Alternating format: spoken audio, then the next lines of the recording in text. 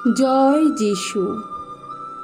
প্রথম পাঠ, পিতরের প্রথম ধর্মপত্র, 1 অধ্যায়, 18 থেকে 25 পদ। খ্রিস্টের মৃত্যুর পুণ্য ফলে তোমরা যখন নবজীবন লাভ করেছ, তোমরা তখন পরস্পরকে আন্তরিকভাবে ভাইয়ের মতোই ভালোবাসো।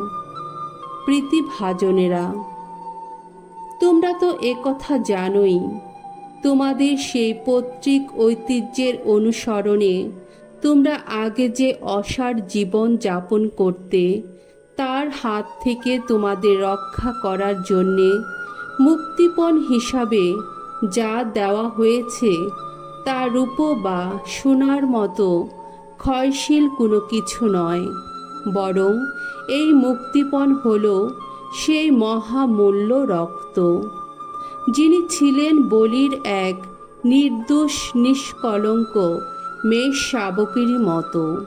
সেই খ্রিস্টেরই রক্ত। আগে থেকে, জগৎ সৃষ্টির আগেই মনোনীত হয়েছিলেন তিনি, আর এখন এই অন্তিমকালে তোমাদের জন্যেই আবির্ভূত হয়েছেন। তারই দ্বারা তোমরা সেই স্বয়ং ঈশ্বরের প্রতি বিশ্বাসী হয়ে উঠেছ, যিনি তাকে মৃতদের মধ্য থেকে পুনরুত্থিত করে মহিমান্বিত করেছেন। তাই তোমাদের বিশ্বাস ও আশা এখন ঈশ্বরকেই ঘিরে। সত্যকে মেনে নিয়ে তোমরা নিজেদের আত্মাকে পবিত্র করে তুলেছ, যাতে তোমরা সকলকে আন্তরিকভাবে ভাইয়ের মতোই ভালোবাসতে পারো। তাই এখন তোমরা পরস্পরকে অন্তর থেকে মনে প্রাণেই ভালোবেসো। তোমরা তো ক্ষয়শীল কোনো বীজ থেকে নয়, বরং অক্ষয় এক বীজ থেকেই নবজন্ম পেয়েছ। তা পেয়েছ ঈশ্বরের সেই প্রাণময়, সেই নিত্যস্থায়ী বাণীরই শক্তিতে। শাস্ত্রে তো বলাই হয়েছে, যা কিছু দৈহিক তা তৃণেরই সমান, তার যা কিছু শোভা সে তো ঘাস ফুলেরই মতো। তৃণখণ্ড শুকিয়ে যায়, ফুলও ঝরে যায়, কিন্তু প্রভুর বাণী সে তো থাকে চিরদিন।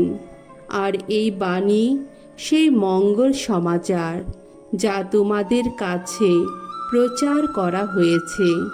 প্রভুর বাণী। ঈশ্বরকে ধন্যবাদ।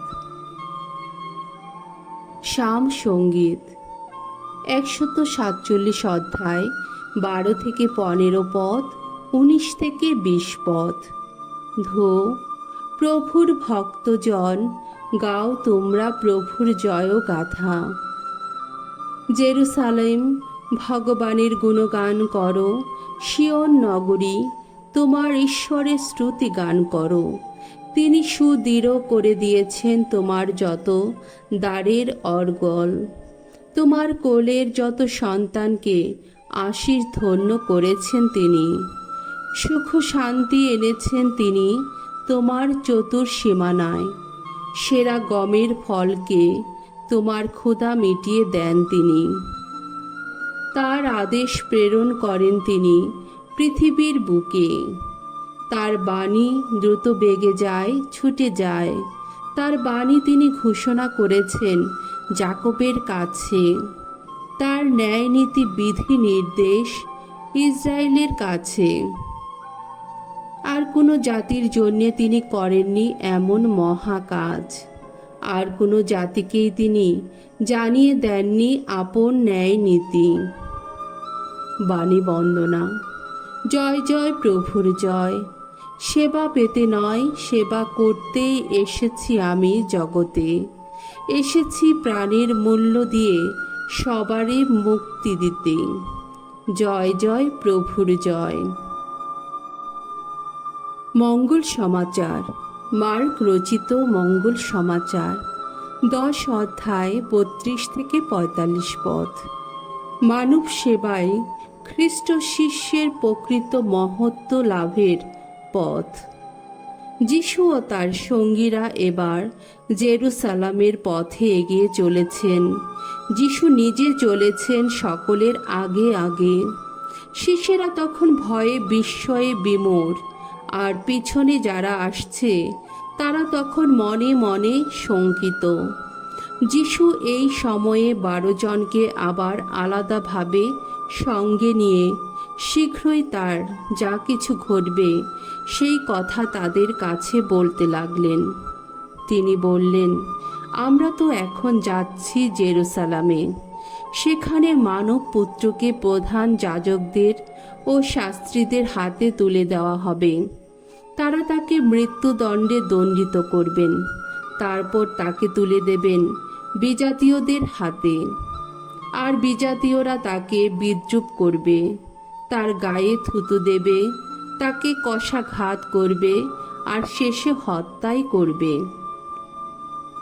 তারপর তিনি 3 দিন পরে সে কিন্তু পুনরুত্থান করবে।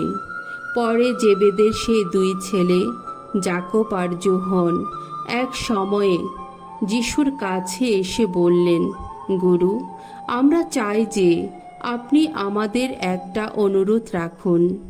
যিশু বললেন, তোমরা কি চাও বলো, তোমাদের জন্যে কি করতে হবে?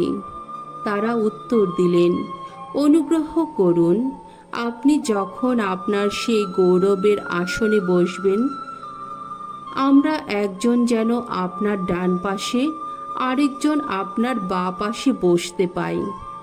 যিশু তাদের বললেন, তোমরা যে কি চাইছো তা তোমরা বুঝতে পারছো না। আমি নিজে যে পাত্র থেকে পান করতে চলেছি, তোমরা কি সেই পাত্র থেকে পান করতে পারো? যে দীক্ষা স্নানে আমি দীক্ষিত হতে চলেছি, তোমরা কি সেই দীক্ষা স্নানে দীক্ষিত হতে পারো? তারা উত্তর দিলেন, হ্যাঁ, আমরা পারি। তখন যিশু বললেন, যে পাত্র থেকে আমি পান করতে চলেছি তা থেকে তোমরা অবশ্যই পান করবে। আর যে দীক্ষা স্নানে আমি দীক্ষিত হতে চলেছি সেই দীক্ষা স্নানে তোমরা দীক্ষিত হবেই। কিন্তু কাউকে আমার ডান পাশে বা বাঁ পাশে বসতে দেওয়ার অধিকার তো আমার নেই। সেই স্থান দুটি যে তাদেরই প্রাপ্য, যাদের জন্যে তা নির্দিষ্ট হয়ে আছে। এসব কথা যখন বাকি 10 জন শিষ্যের কানে এলো, তখন যাকব আর যোহনের ওপর তারা রেগে গেলেন। তাই যিশু তাদের কাছে ডেকে বললেন, তোমরা তো জানোই, বিজাতীয়দের তথাকথিত শাসক যারা, তারা প্রজাদের ওপর প্রভুত্ব চালায়, তেমনি বিজাতীয়দের মধ্যে বড় যারা, তারাও আবার অন্যদের ওপর কর্তৃত্ব ফলায়। তোমাদের মধ্যে কিন্তু এমনটি যেন না হয়, বরং তোমাদের মধ্যে যে বড় হতে চায় তাকে হতে হবে তোমাদের সেবক, এবং তোমাদের মধ্যে যে প্রধান হতে চায় তাকে হতে হবে তোমাদের সকলেরই দাস। মানব পুত্র তো সেবা পাবার জন্যে আসেনি, সে এসেছে সেবা করতে এবং বহু মানুষের মুক্তিপণ হিসাবে নিজের প্রাণ বিসর্জন দিতে। প্রভুর মঙ্গলময় বাণী। খ্রিস্ট প্রভু তোমার প্রশংসা হোক।